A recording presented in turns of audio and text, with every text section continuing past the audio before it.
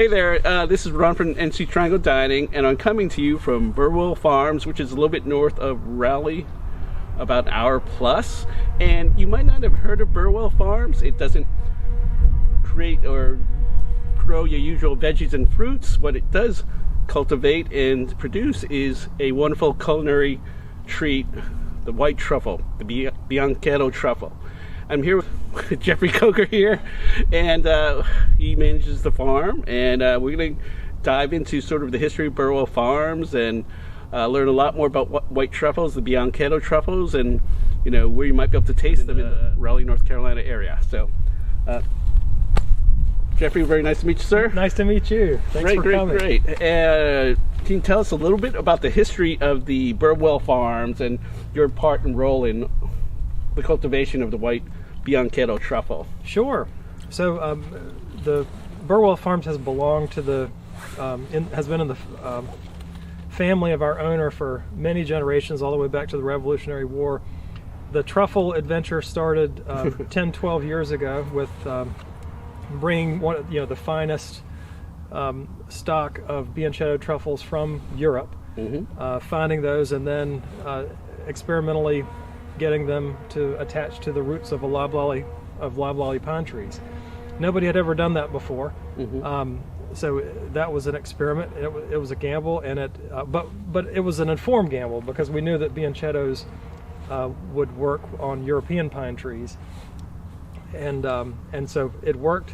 Our staff worked very, very hard for years to maintain the orchard and to do it using the knowledge from around the world, and now we have the most prolific truffle orchard in North America. The most prolific truffle orchard in North America. So there are other places that do grow truffles in the United States? Yes, there's most of the truffles that are attempts at growing truffles in the United States have been using species of black truffles on oak trees and other filberts and other things. If I'm being honest, it's been mostly a history of I don't want to say failure, but those systems haven't produced many truffles. Our system produces over 100 pounds per acre up to this point, and it dwarfs what has come out of those other systems. So there are other orchards, and I hope that we can improve the science to make those orchards better. But at this point in history, this system works a lot better on this continent. Gotcha. And so, did you choose the white Bianchetto truffle because you felt it'd be more robust and more capable, I guess, of being productive in the United States? Yeah, it's really a combination of factors. Number one, nobody was growing a white truffle in North America. Number two, it is a more robust and forgiving truffle from an agricultural standpoint. Number three, it's absolutely wonderful from a culinary standpoint. So those three factors, warranted the experiment, and it's really paid off. Correct. And I know Burwell Farms previously had grown tobacco, had grown cotton, so this is their next cash crop, I guess that you want to call it. Yes. Okay, so you're a biologist by academic trade, and so what were the challenges that sort of you had to get by to see this sort of super productive orchard? We're standing in the Burwell Farms truffle orchard right now. It's 2 acres. It's beautiful. There's sunlight coming through here, and it looks like it's a super productive. But I know it wasn't always like that. So what were the sort of challenges you had in getting Burwell Farms going in terms of the white truffle? Right. So our staff did amazing work, and I think some of the things that there are numerous factors that made our orchard successful, all the way from the early inoculation of the trees. I'll go all the way, choosing the right truffle stock to begin with, inoculating the trees, which is a very tricky thing, and we've done better and better with that over the years to the point now, and we sell inoculated trees now, and it took a long time to perfect that.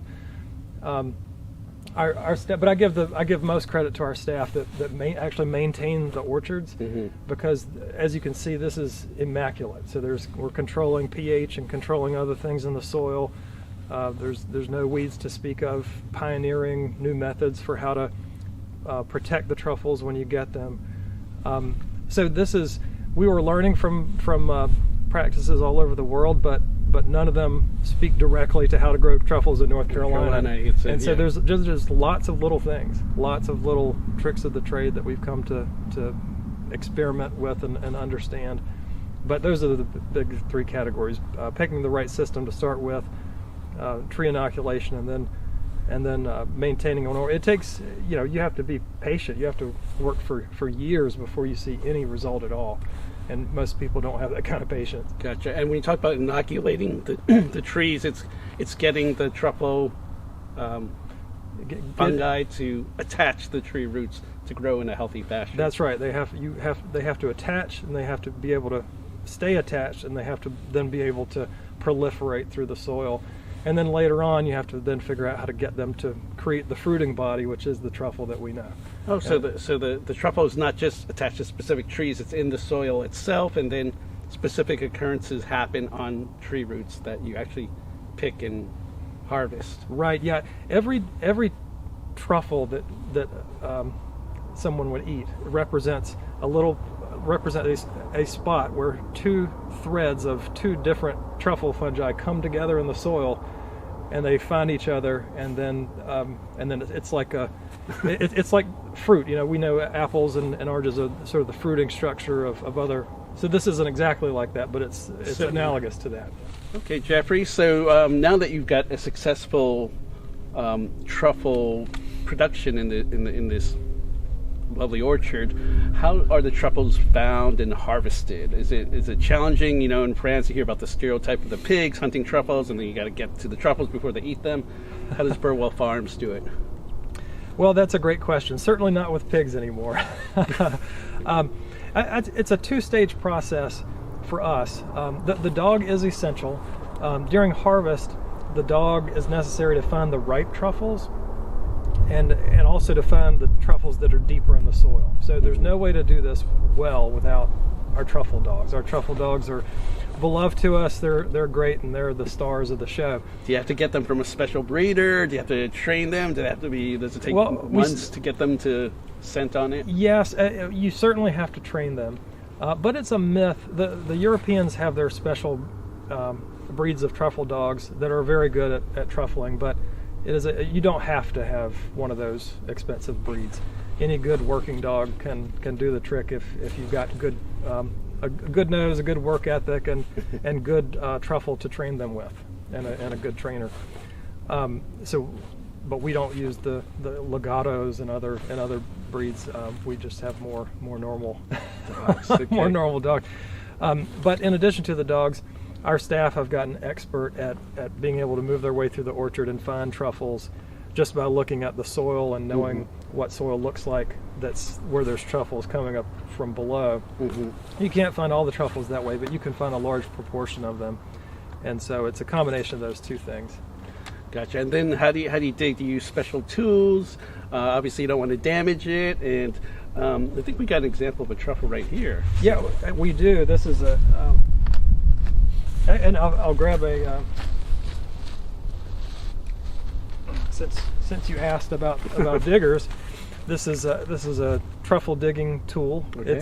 It resembles a spade, but it's a little bit straighter and has one straight edge, one serrated edge, so a little measuring device here to where you can size things. So this is a specialty tool, but you could dig it with a normal little trowel if you wanted to. I often dig with a pocket knife. And this is a beauty. This is about a 9-ounce truffle that we just pulled out of the orchard. You can see the marbling, the dark marbling. Before we harvest one, we're looking for two things. We're looking to make sure that it's got a great aroma, and number two, that it's got the dark marbling. And when you see those two things, that's going to make some chef somewhere very happy. Very happy. And so it's not just a size thing, it's the actual structure of the truffle itself and it's actually some other aromatics around it. Right. It's actually not at all a size thing, because the aroma and all that stuff can be great with a tiny little truffle or with a big truffle. And we have customers that prefer small or big or in between. you know, I think most people are accustomed to seeing truffles that are about golf ball size, and that's the bulk of what we pull out of our orchard. But small, big, you know, we love the variation in size and shape, and they all gives have chefs some options. Yeah. And so after the truffles are harvested and pulled out of the ground, you have another processing facility, I believe, in Burlington. We do. And so what happens there? We talked a little bit about it, but the truffles need to be cleaned. They need to be, you described it as opening up. So right, yeah. So different customers that we have want different things, but most of our American customers want their truffle cleaned.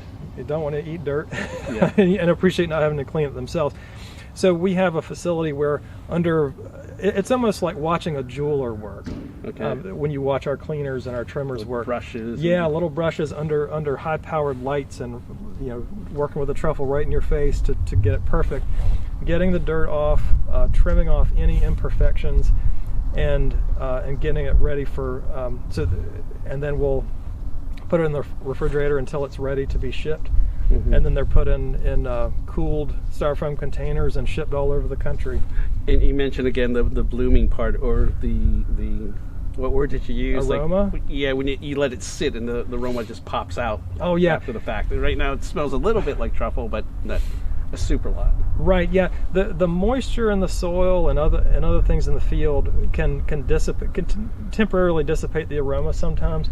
So when you dig it up, you wash it off, and then you let that aroma recharge in a drier environment in a sealed container, and then you come back and then you smell what was covered up by the soil and all those things. Yeah, so really the aroma really starts to pop after it's been out of the ground for 12 to 24 hours. Great. Okay, great. Welcome back to Burwell Farms, the white truffle Bianchetto orchard that we're standing in. So the truffle season is sort of short, right? It starts in February typically, but that's not what happened this year. So what do you expect for 2022? Yeah, so in 2022, well, in a normal year, the last 3 years, 19, 20, and 21, our harvest started the last week in January and went through the 1st of April. It was very reliable, almost to the day when we started, around January 27th 3 or months. so. Yeah, and not quite that long, but yes.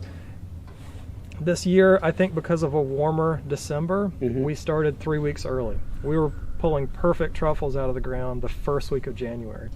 So this is uncharted territory. We're not sure how long harvest is going to last, if I'm being completely honest. Does starting 3 weeks early mean that we get 3 extra weeks, or does it mean that it's going to stop 3 weeks early? We don't know. Interestingly, the bag of truffles that I showed you might be about the only place in the world right now where you can see that many Bianchetto truffles at one place. We're told that the European harvest this year was very, very poor, and so you can't even in most normal places you could buy Bianchetto truffles out of Europe. That's not even available this year. So we're very grateful to have the harvest that we do. So how many how many ounces do you expect to actually harvest in this year? Like, what would be a typical harvest year? A typical harvest year, we would get 100 pounds per acre, but that's not shippable truffles. Then it goes into category. We only ship what we consider really high quality product, direct to chefs or direct to households. And then there's another category, of little pieces that some people can you make truffle oil out of it? Yeah, you can make truffle oil or use them for infusions, or truffle salt, or we know somebody that's taking our truffles and doing an alcohol infusion. Okay, yeah, there's always booze involved eventually. So It didn't take long. So there's all sorts of things that can be done with the pieces, and then other parts, we also save some so that we can create more inoculated trees. Gotcha. So some go back as starters for future trees. Yes, absolutely. Oh, interesting. Yeah, and I know that Burwell Farms also sells inoculated loblolly saplings too. So that's right. And so you're encouraging other farms to be your competition, or? No? Well, that's I'm glad you asked that, because there is a 1,000 times more demand than there is supply.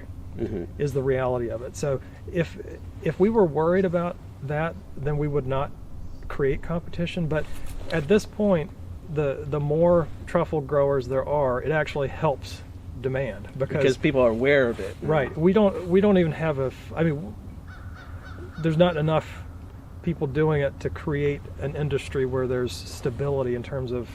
So I think for the next 40 years, I'd almost bet my life on it that the more truffles there are, the stronger demand will be, and it will strengthen the whole industry. Gotcha. That's why we sell trees. Gotcha. It's a rising tide raises all ships. That's a great way to put it. And the white truffle, how does it compare to like more traditional European black truffle? Because that's, I think in my head, I think black truffle, and so taste-wise, how do they differ? They're in terms of aroma and taste, it's impossible to describe, in words, but they are different, and they're, I think, more importantly for most chefs, black truffles are for cooking. So if you want a truffle that you put into a dish and cook it with the truffle in the dish, you use a black truffle because heat destroys the aroma of a white truffle. So white truffles are for shaving on top of things. Gotcha. So you can put it, but you can put it on practically anything. You can put it on pasta dishes, on popcorn, on you can infuse salt. You can infuse anything with it. Black and white you can use to infuse practically any food with it. Anything that doesn't apply heat to the truffle. Right. Anything that doesn't apply heat. And ideally something with some fat content. If it's got good fat content, meat, cheese, nuts, and so forth, then that makes the infusion better. Sure. And this is, NC Triangle Dining. It's all about the food. So, can you get Burwell Farms white Bianchetto truffles anywhere locally here to try it out in a local dish? In a local dish. Yes. It's been...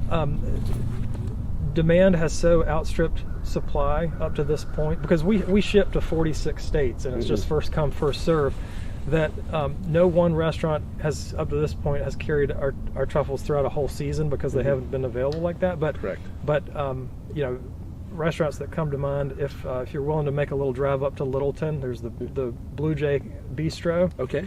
Which is Blue Jay Bistro. And we have a special relationship with them because they're so close to the orchard. But that's a wonderful restaurant, wonderful location. But the honest truth is right now that a restaurant will carry it for a few days and then it's gone, and then they'll carry another day. Yeah. Gotcha. So you got to get lucky. So no worries. But most restaurants that are carrying it up to this point, because of the way sporadic supply. Most will get some in, and then they'll make a big announcement about it. I gotcha. And then check their Instagram. Yeah, right. Yeah, most you got to get lucky. You'll know because the restaurants will trumpet it once they get some. Yeah. So you had mentioned again that Urbani is the largest European truffle distributor, and it's totally out of white Bianchetto truffle. So pretty much the only source is going to be Burwell Farms right now, which is good and bad for people. But so obviously, if you want to go try out truffles in the area. Bluebird Bistro in Littleton. The Blue Jay Bistro is a great option, and then there's been another dozen or so restaurants in the Triangle area that will have them, and then they don't. Got to get lucky. Yeah, I know. So I have to keep my eye out for them, or maybe you can just let me know when one restaurant gets it. That's just this. We only have one orchard that's in full production. Correct. In the future, we have other orchards that are like right on the cusp of becoming fully productive. Okay. And when we get it to next year, the next year, it's going to even out these supply problems. Gotcha. Or I won't say problems, but realities. And in future seasons, I think you're going to see truffles on, more in a more stable way on Triangle restaurant menus on a daily basis during harvest season. So I think that's going to happen in the, once we get into 2023, 24, 25. Okay, great. So this is just a start. This 2 acres here is just the tip of the truffle iceberg, and there'll be a lot more coming. So again, thank you, Jeffrey Coker. Thank you for your time today on teaching the world about white truffles and what you're doing here at Burwell Farms. I am looking forward to trying it. I'm going to try to get to the Blue Jay Bistro at some point in time because I want to close the loop and make sure I can actually see the finished product get to a dish, because I'm all about the eating. So Ron from NC Triangle Dining, thank you for joining us.